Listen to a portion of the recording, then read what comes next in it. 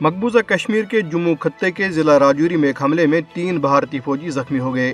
حملہ اس وقت کیا گیا جب فوجی ضلع کے علاقے کالا کوٹ میں محاصرے اور تلاشی کی کارروائی میں مصروف تھے۔ آپریشن گزشتہ روز بھارتی فوج، پیراملٹری فورسز اور پولیس اہلکاروں نے مشترکہ طور پر شروع کیا تھا۔ غیر قانونی طور پر نظر بند خاتون کشمیری حریت رہنما اور دختران ملت کی چیئرپرسن آسیہ اندرابی نے اقوام متحدہ سے اپیل کی ہے کہ وہ نریندر مودی کی بھارتی حکومت کو اقوام متحدہ کے تسلیم شدہ متنازع علاقے جموں کشمیر میں ہندوتوا ایجنڈے پر عمل کرنے سے روکے۔ آسیہ اندرابی نے نئی دہلی کی تہاڑ جیل سے ایک پیغام میں کہا کہ لاکھوں کشمیریوں کا مستقبل تنازع کشمیر سے وابستہ ہے، جسے اقوام متحدہ کی سلامتی کونسل کی قراردادوں کے مطابق حل کر کے ہی محفوظ کیا جا سکتا ہے۔ انہوں نے کہا کہ تنازع کشمیر کا حل نہ صرف جنوبی ایشیا میں بلکہ پوری دنیا میں دیرپا امن کے لیے ضروری ہے، کیونکہ کشمیر 3 جوہری طاقتوں پاکستان، بھارت اور چین میں گرا ہوا ہے، جن میں دنیا کی تقریباً نصف آبادی بستی ہے۔ آسیہ اندرابی اور ان کی ساتھیوں فہمیدہ صوفی اور ناہیدہ نسرین کو بھارتی پولیس نے 2017 میں سری نگر میں ان کی رہائش گاہ پر چھاپے کے دوران گرفتار کیا تھا۔ وہ اس وقت نئی دہلی کی تہاڑ جیل میں نظر بند ہے۔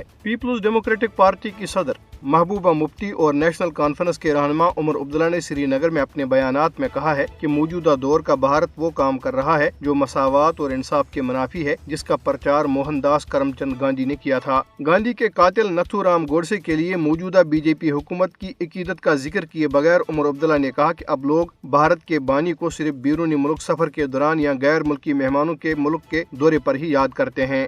کشمیری رہنماؤں نے کہا کہ مودی حکومت اس کے برعکس کام کر رہی ہے جس کے لیے گاندھی نے جدوجہد کی تھی۔ ادھر جموں میں بھارتی بارڈر سیکورٹی فورس کا ایک اہلکار پراسرار حالت میں مردہ پایا گیا، جو گزشتہ 48 گھنٹوں کے دوران شہر میں بھارتی فورسز اہلکاروں کے ساتھ پیش آنے والا ایسا دوسرا واقعہ ہے۔ اس سے قبل گزشتہ روز سینٹرل ریزرو پولیس فورس کا ایک ہیڈ کانسٹیبل جموں کی کوٹ بلوال جیل میں پراسرار حالت میں گولی لگنے سے ہلاک ہوا تھا۔